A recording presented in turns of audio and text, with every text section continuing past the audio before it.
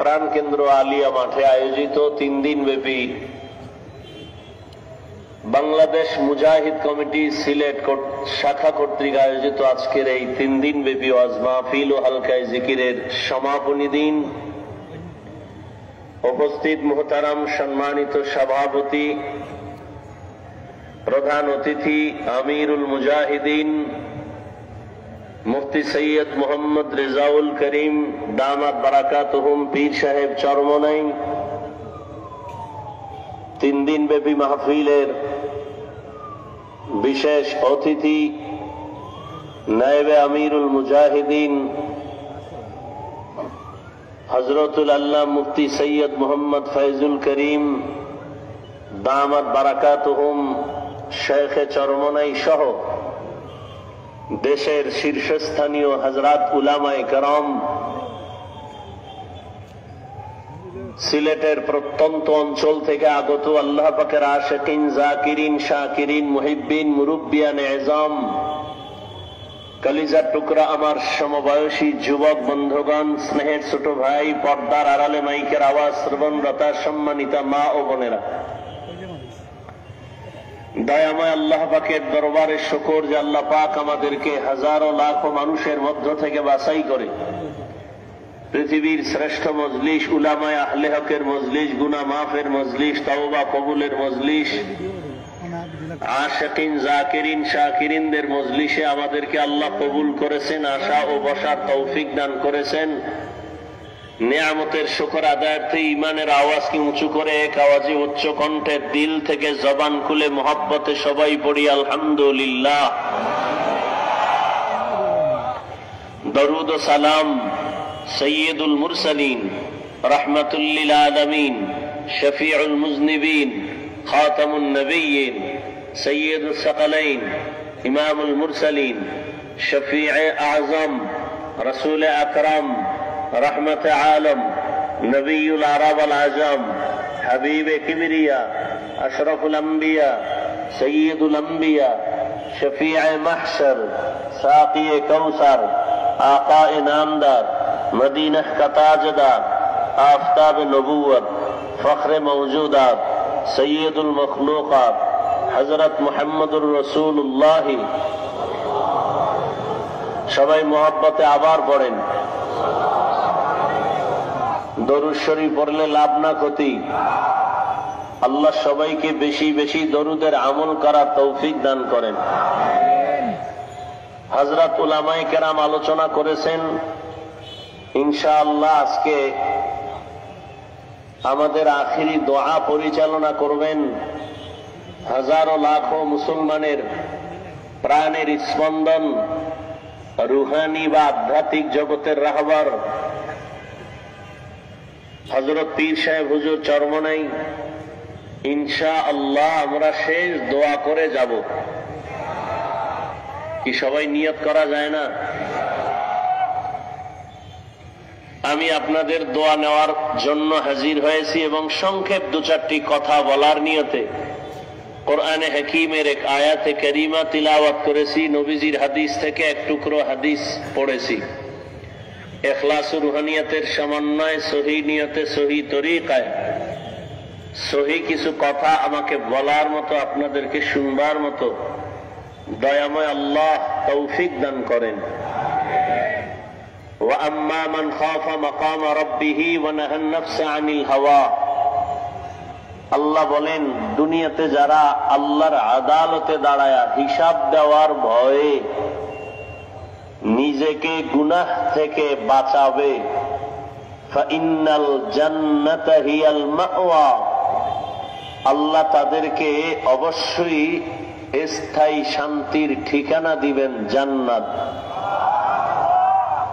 নবীজি বলেন, আলা কুল্লুকুম রাইন, সাবধান হে উম্মত, তোমরা প্রত্যেকেই দায়িত্বশীল। অকুল্লুকুম মাসউলুন আন রাইয়াতিহি, আল্লাহর আদালতে দায়িত্বের কারণে জবাবদিহিতার কাঠগড়ায় দাঁড়াতে হবে, পালাবার কোনো উপায় নাই। সাহাবী প্রশ্ন করলেন, ইয়া রাসূলুল্লাহ, কে দায়িত্বশীল কার উপর? নবী বললেন, অধীনস্থদের যিনি গার্ডিয়ান হবে, কর্তা হবে, তিনি অধীনস্থদের জন্য দায়িত্বশীল। প্রত্যেক সন্তান পিতামাতার অধীন, সন্তানের জন্য মা বাবা দায়িত্বশীল। প্রত্যেক স্ত্রী স্বামীর অধীন, প্রত্যেক স্ত্রীর জন্য স্বামী দায়িত্বশীল। প্রত্যেক ছাত্র শিক্ষকের অধীন, প্রত্যেক শিক্ষক ছাত্রদের জন্য দায়িত্বশীল। একজন ওয়ার্ডের মেম্বার ওয়ার্ডের দায়িত্বশীল, চেয়ারম্যান ইউনিয়নের দায়িত্বশীল, সরকার দেশের দায়িত্বশীল, মসজিদের ইমাম ও খতিব মুসল্লিদের দায়িত্বশীল। গোটা উম্মতে মুহাম্মদীর জন্য উলামায়ে কেরাম দায়িত্বশীল। আর একজন সাহাবী বললেন, ইয়া রাসূলুল্লাহ, আমার অধীনেও কেউ নাই, আমিও কারো অধীনে নাই, আমি একা, আমার দায়িত্ব কি? নবীজি বললেন, আপনার অঙ্গ প্রত্যঙ্গ যে আছে, এই অঙ্গ প্রত্যঙ্গের আপনি দায়িত্বশীল। কিয়ামতের ময়দানে আল্লাহর আদালতে দাঁড়ায়া জবাব দিতে হবে, দুটো হাত দিছিলাম যে ডিউটির জন্য, পালন করেছে কিনা। দুটো চক্ষু দিছিলাম যে ডিউটি পালন করার জন্য, সেই চোখ ডিউটি পালন করলো কিনা। দুটো হাত দিছিলাম, পা দিয়েছিলাম, কান দিয়েছিলাম ডিউটির জন্য, এই ডিউটি পালন করলো কিনা। আমাদের এক হাতে আঙ্গুল কতটা? এক একটা আঙ্গুলের দাগ আছে কয়টা? টোটাল 5 আঙ্গুলে কত দাগ? এই দাগগুলো আল্লাহ অনর্থক দেন নাই। বান্দা, তুমি 5 ওয়াক্ত নামাজের পরেই ডান হাতের আঙ্গুলের দাগগুলো গুনে গুনে 1 মিনিটের আমল করবা। 33 বার সুবহান আল্লাহ, 33 বার আলহামদুলিল্লাহ, 34 বার আল্লাহু আকবার। এটা 1 মিনিটের বেশি লাগে না। তোমার আঙ্গুলের দাগগুলোরও ডিউটি আছে। তুমি এই তসবিহ পড়ো, যদিও ছোট কিন্তু পাওয়ার অনেক বেশি। কিয়ামতের দিন আল্লাহ জিজ্ঞাসা করবে, ডিউটি পালন করছো? তো অনেক গুনাহগারেরা আযাবের ভয়ে মিথ্যার আশ্রয় নিয়ে বলবে, হ্যাঁ করেছে। তখন আল্লাহ জবান বন্ধ করে হাতকে বলবে, এই হাত কথা বলো, চোখ কথা বলো। আমাদের আপনাদের হাত কি কথা বলতে পারে? বলেন বলেন, পারে না। তো আল্লাহ বলবে হাত কথা বলে, এটা কেমনে হবে? এখান থেকে একটা মূলনীতি মনে রাখতে হবে। দুনিয়ার বিবেক আর মানুষের ব্রেন যেটাকে বলে অসম্ভব হবে না, আকীদা রাখতে হবে সেই অসম্ভব কে সম্ভব করার ক্ষমতা আছে কার? দুনিয়ার মানুষ বলে এটা অসম্ভব, আমার রব বলেন আমার কুদরতের দ্বারা সম্ভব। মরা গাছে কথা বলতে পারে না, এটাই সত্য। আমার আল্লাহ বলেন আমার কুদরতে পারে। দুধের বাচ্চা কথা বলতে পারে না, এটাই সত্য। আমার রব বলেন আমার কুদরতেই ক্ষমতায়। اليوم نختم على أفواههم وتكلمنا أيديهم وتشهد أرجلهم بما كانوا يكسبون دست گوید من چونی دزدی دام لب گوید من چونی بوسی دام چشم گوید چیدم غم زهرم گوش گوید چیدم سمر الکلام। হাত কথা বলতে পারে না, এটাই বাস্তব। কিন্তু আমার রব যখন আদেশ দিবেন, সাথে সাথে হাত কথা বলা শুরু করবে। দুনিয়ার মানুষ যেটা বলে অসম্ভব হবে না, আমার রব বলেন এটা সম্ভব, এটা হবে। এ পাওয়ার কার? এই বিশ্বাস যদি আমার দেশের টুপিওয়ালারা সবাই রাখেন, তাহলে কোনদিন ওলিয়া উলিয়ার বিরুদ্ধে কথা বলবে না। আমাদের সমাজে তো এখন ওলিয়া উলিয়ার বিরোধিতাও চলছে। হ্যাঁ, আমি সারা দেশে চ্যালেঞ্জ দিয়া বলি, যারা বলে আমরা ওলি মানি না, আউলিয়া মানি না, এরা কোরআনও মানে না, হাদিসও মানে না। এরা হক না বাতিল? এদেরকে যারা বাতিল বলে না তারাও বাতিল।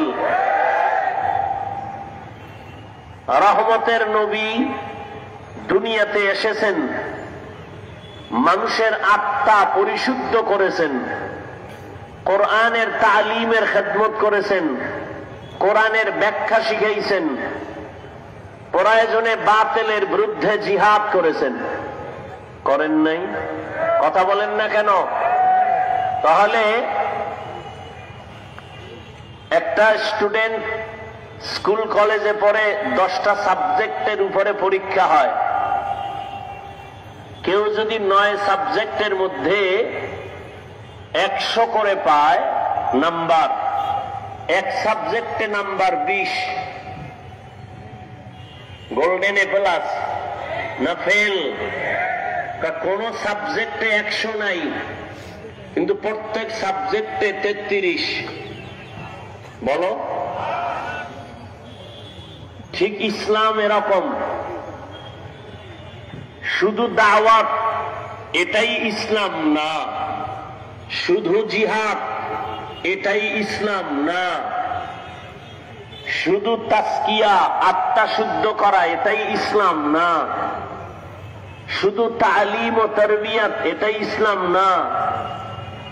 তো ব্যবধানটা কি?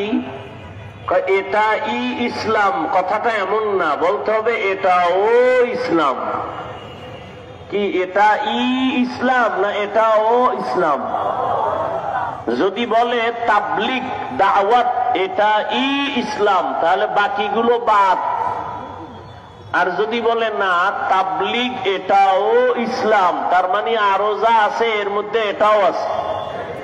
কথা বুঝেননি? তাহলে ব্যবধান কি? স্বরে ও আর রশ্মি। এই জন্য এটা ইসলাম না, এটাও। কেউ বলবে তাসকিয়া আত্মা শুদ্ধি করা এটাও ইসলাম। হ্যাঁ না, এটাই ইসলাম। হ্যাঁ, এটা ইসলাম বলার অধিকার রাখে সে যার মধ্যে দাওয়াত ও তাবলীগেরও খেদমত আছে, যার ভেতরে তালিমের খেদমত আছে, তেলাওয়াতের খেদমত আছে, জিহাদেরও কাজ আছে। সবগুলো যার আছে সে বলতে পারে এই সবগুলোর নাম ইসলাম। তো বাংলাদেশের ভেতরে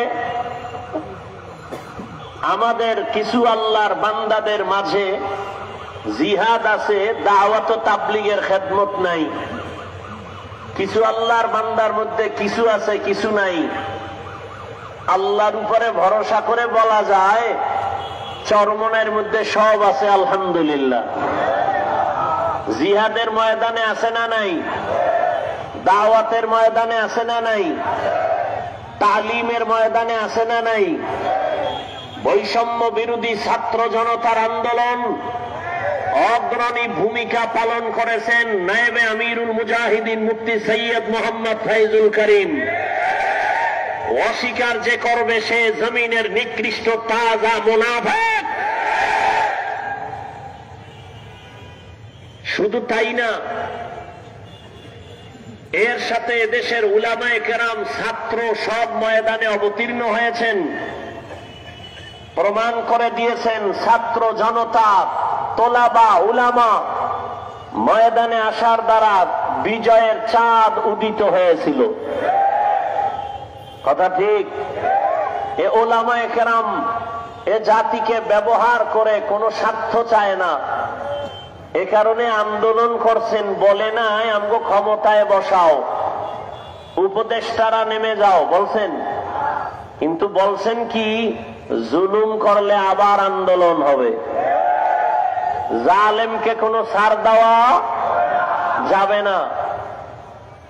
যুবকরা ভয় পাও, যুবকের ভয় পাওয়ার তো কিছু নাই। আবার কাফনের কাপড় হাতে নাও। যুবক, তোমার রক্ত সঠিক পথে ব্যয় করো, চান্দাবাজার ধান্দাবাজের পেছনে ব্যয় করিও না। তুমি যার পেছনে ঘুরে দাড়ি কাটছো, নামাজ ছাড়ছো, যার পেছনে ঘুরে এরা সব চান্দাবাজার ধান্দাবাজ। এই চান্দাবাজার ধান্দাবাজি বাদ দিয়া একমাত্র তোমার কলিজার বন্ধু উলামায়ে কেরাম তাদের পেছনে সময় লাগাও। এই জাতিকে নিয়ে উলামায়ে কেরাম যেই পরিমাণ ভাবেন, এই ভাবনাটা কেউ ভাবে না। সবাই নিজের চেয়ার নিয়ে ভাবেন, দল নিয়ে ভাবেন, উলামায়ে কেরাম গোটা উম্মত নিয়ে ভাবেন, জাতি নিয়ে ভাবেন। খুব সতর্ক, সাবধান। এক সুন্দরী মেয়ে, কি সুন্দরী রূপসী চেহারা ওলি মেয়ে রাস্তা দিয়া যাচ্ছে, এক যুবক তাকে ইফটিজিং করতেছে। তো যুবতী মেয়েটা বলে, এই যুবক, তোর কি ক্ষতি করলাম, তুই আমাকে ডিস্টার্ব করো কেন? তুমি আমার ক্ষতি করো নাই, তুমি এত সুন্দরী কেন? এটাই তোমার কাল। হ্যাঁ, কিছু মানুষ চরমনের বিরুদ্ধে কথা বলনেওয়ালা আছে না নাই? দাওয়াতের বিরুদ্ধে, তাবলীগের বিরুদ্ধে কথা বলনেওয়ালা আছে না নাই? কওমি মাদ্রাসার বিরুদ্ধে কথা বলনেওয়ালা আছে না নাই? কি সমস্যা চরমনাই? মানুষকে বিড়ি টানার বয়ান করে। চরমনাইওয়ালারা, কওমিওয়ালারা, তাবলীগওয়ালারা মানুষকে বেপরদায় চলার বয়ান দেয়, গাঞ্জা খাওয়ার বয়ান দেয়, মানুষের উপরে জুলুম করার বয়ান দেয়। তাহলে এর বিরোধিতা কেন? চরমনাইয়ের ওয়াজে, মাঠে ময়দানে এত মানুষ হয় কেন? দেখতে নারী চলন বাঁকা। হ্যাঁ, তবে মনে রাখো, তাবিজ কিন্তু আল্লাহ দিয়া রাখছেন, কুল জা আল হক ওয়া যাহাকাল বাতিল। বাতি যখন জ্বলবে, তোমার বাবারও ক্ষমতা নাই তুমি অন্ধকার রাখবা। আল্লাহর কসম,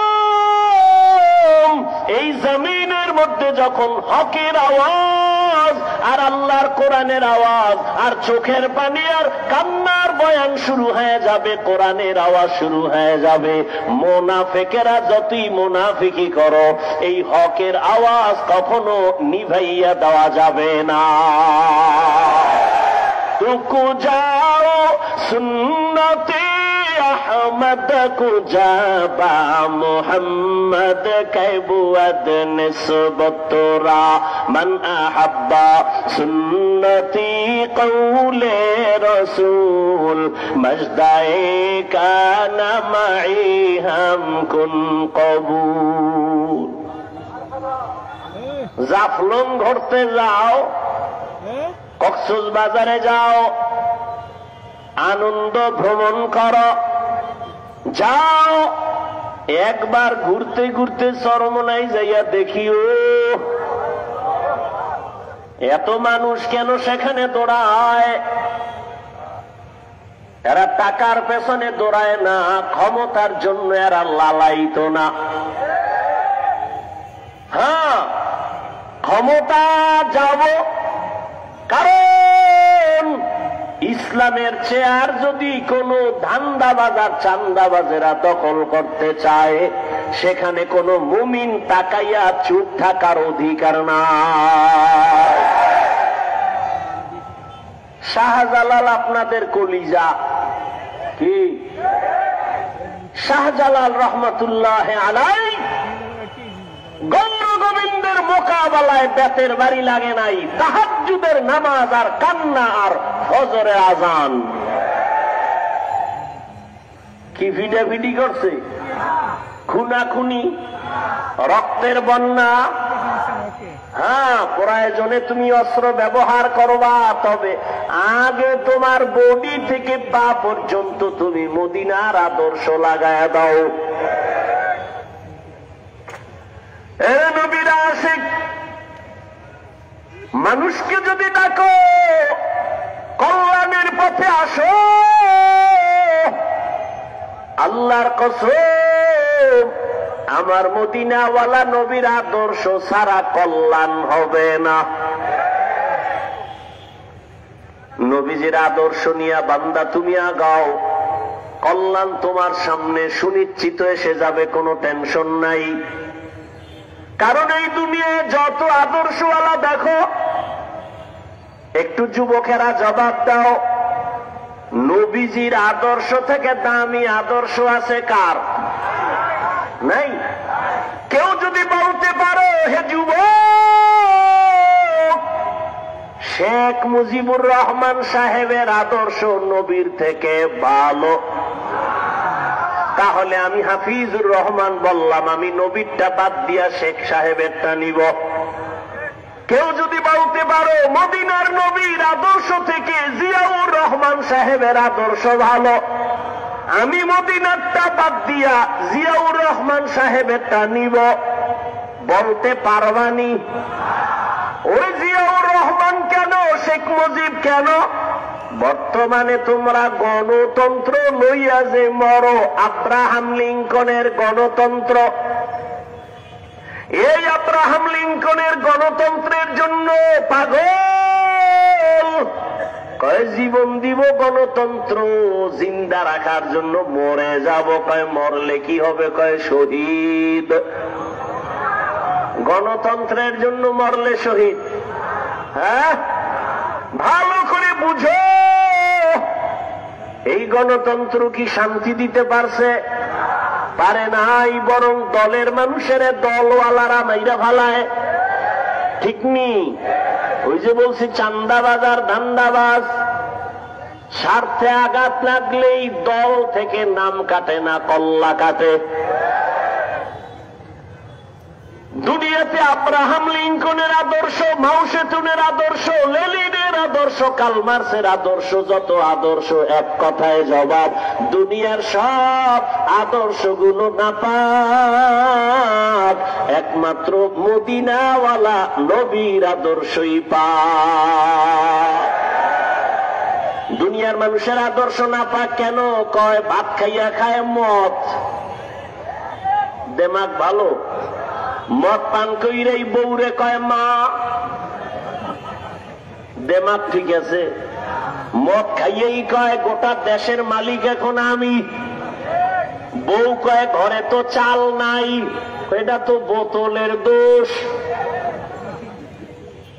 আর আমার নবীর পবিত্র আদর্শ কেন পাক?